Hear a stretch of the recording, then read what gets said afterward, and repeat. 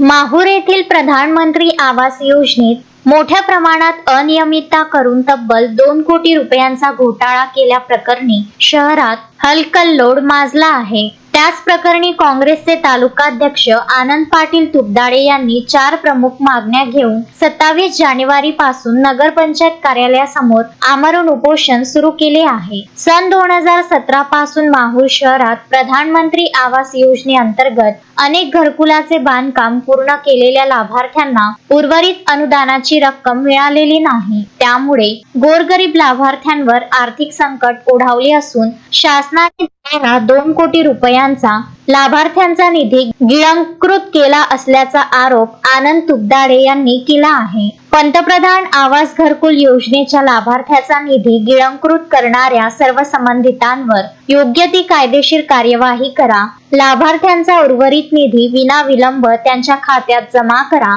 अशा 4 प्रमुख मागण्या घेऊन त्यांनी आमरण उपोषणाला सुरुवात केली आहे।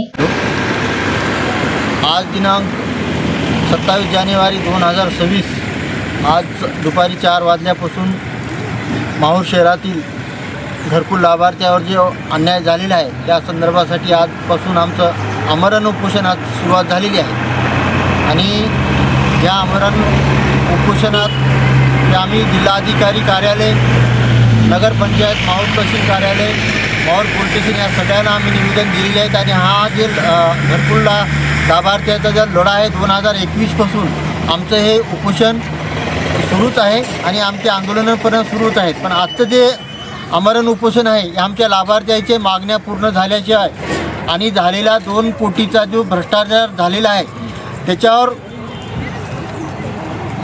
तात्काळ कारवाई केल्याशिवाय आम्ही उपोषण माघार घेणार नाही। भले इथं जीव गेला तरी चालेल, पण आमरण उपोषण हे पूर्ण मागण्या मंजूर झाल्याशिवाय आणि लाभार्थ्याच्या खात्यात पैसे जमा झाल्याशिवाय आम्ही हे उपोषण मागे घेणार नाही। संजय घोगरे, विदर्भ न्यूज, माहूर।